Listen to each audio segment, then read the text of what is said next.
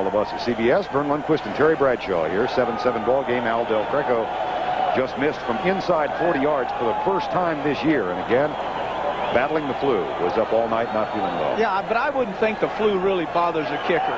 You know, you can get the flu the night before, but if you're a kicker, I don't think it really has that much effect. Not nearly as much as if you're a defensive lineman or a receiver, someone that's got to run and play all 4 quarters. Play fake. Cunningham rolls out and finds Tony again. Lonnie Young knocks him out of bounds, but that's after a 14-yard gain. And a first down out of the 35-yard line. Well, now you get an idea of why Freddie Joe Nunn put a helmet on Cunningham when he made a simple handoff earlier. For the very reason is the fact that Cunningham is so adept, so good at the play action. Faking it, putting on his hip, coming outside. Fools everyone. Beautiful job by Cunningham getting the ball out to Tony. Has that old big swing with the ball. Show it to the world and then pull it back down. First down and 10. Cunningham 4 of 7 for 40 yards. Here's Tony again.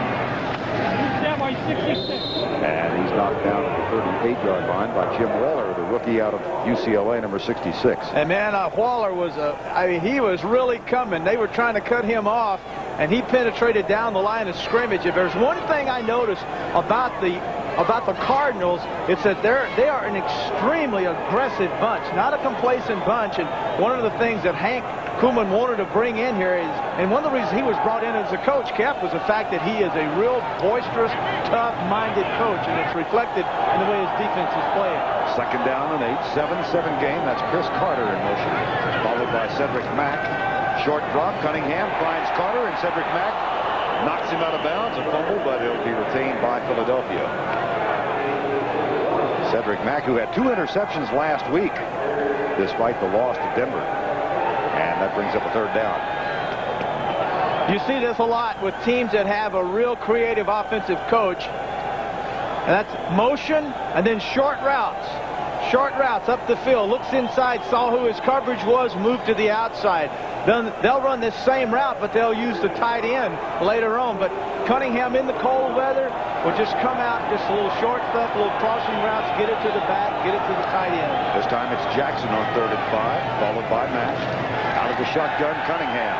Across the middle for Tony, first down. Inside Cardinal country at the 48-yard line. The tackle made by Tim McDonald. Tony continues to add to what has been a very big first half for himself. Another short pass. Another short pass. Linebackers, Tony at the back comes out. He has an option of going to the right, to the left, or hooking up. The linebackers were both on the inside and the outside of him, so he split them by simply turning around and giving Cunningham a target. Cunningham 6 of 9 for 51 yards. First and 10, a 7-7 game. Roy Green on a touchdown catch from Hogaboo to give the Cardinals the lead. Cunningham scored from 14 out. Play fake. And again, an absence of pressure, but Cunningham rolls right to get by Harvey. Goes deep for Jackson, and it's incomplete. Incidental contact at the 5, and no flags down, despite the protestations of the fans in that end of the field. Yeah, what happened was Keith Jackson got wide open early. Cunningham was scrambling and couldn't throw because he was trying to avoid the rush. But notice that Jackson turns around and then spins out to get back into the route, which forced the ball too deep. But had Jackson just continued running, I believe Cunningham would have gotten him the football for the touchdown. Jackson and McDonald, they're a couple of Pro Bowl teammates, as McDonald made it for the Cardinals and Jackson in, despite missing parts or all of 8 games with injuries. He still has 61 catches this year. Second down and 10, 7-7 game. Cunningham lobs it right for Heath Sherman, who tries to dive, and a flag is down. Anthony Bell is going to be called for interference. He's arguing, I think, Terry, that it was an uncatchable pass. Well, that ball, I have to laugh, but you never lob a ball like this when you're running a plain old simple arrow. Notice how high this ball is thrown to try to get it in. That's interference. Number 55 on the defense. First down. Hold it, folks. Okay, there's the left hand. You saw the left hand by Anthony Bell that went down, and it looked as though Bell pushed the receiver, but in fact he was reaching out. He got his hands on him, and when you do that, Whether it's blatant or not makes no difference. They're going to throw the flag. Headlinesmen will throw the flag every time. First down and 10. Anthony Bell guilty of the infraction. 7-7 game. 8:34 to go, first half. They test the middle of the line. Robert Drummond, and he's knocked down at the 41. Well, it's a doubleheader for you on Christmas Eve on CBS. And coming up next, game 2 of the doubleheader. The San Francisco 49ers take on the struggling Chicago Bears. 49ers will be at home throughout the playoffs for as long as they can last, and most expect them to last a long, long time under George Seifert and Joe Montana. And the Bears just hoping to salvage something of a bad season. That's coming up next here on CBS. Yeah, you know, people say, well, the 49ers are going to tie the Steelers' record. And I say, you bet they are. And they're probably going to win one again next year because they're the one team that has been constant all year long with their offense and their defense. No ups and downs for the 49ers. Left side, Drummond drops it. And it'll be third down. Robert Drummond, who says what he brings to this Eagle offense more than anything else is a talent at catching the football. Didn't catch that one. You know, if you're a football fan, let me explain to you exactly what the Eagles are doing. And Vern, you'll understand this. They're taking a back and they're running him down and 5 yards to the sideline. They're taking the wide receiver and either running deep O-cuts, 20 yards, or they're curling him in behind.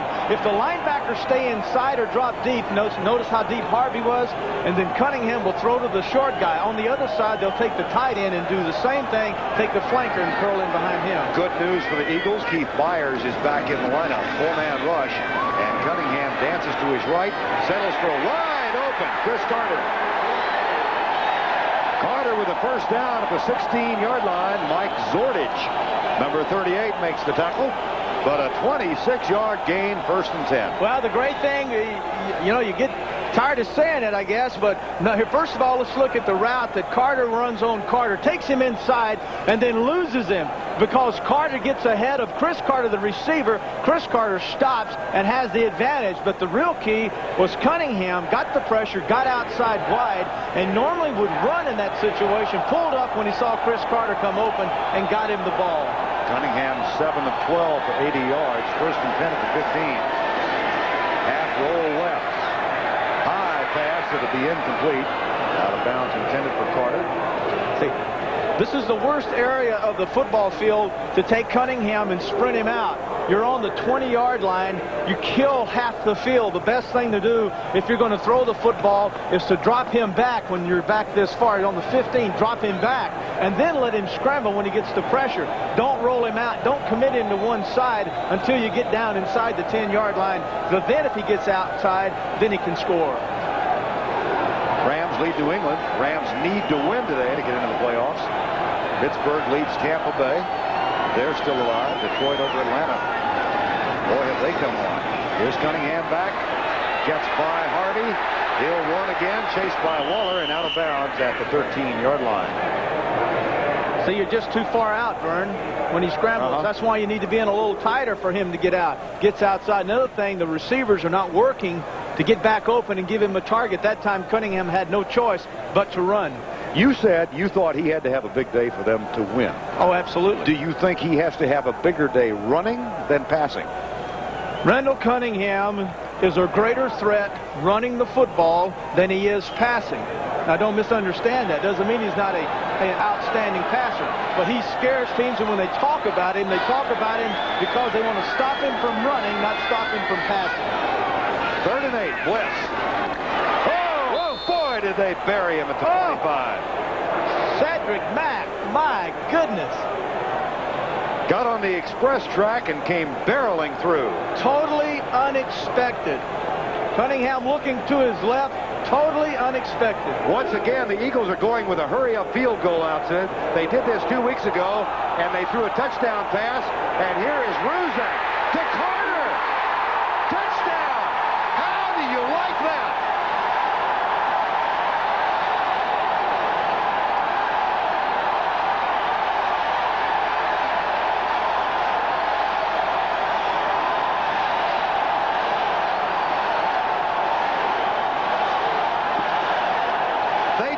Exactly the same thing 2 weeks ago against Dallas. A quick field goal unit. That time it was Kavanaugh throwing the pass. This time, despite a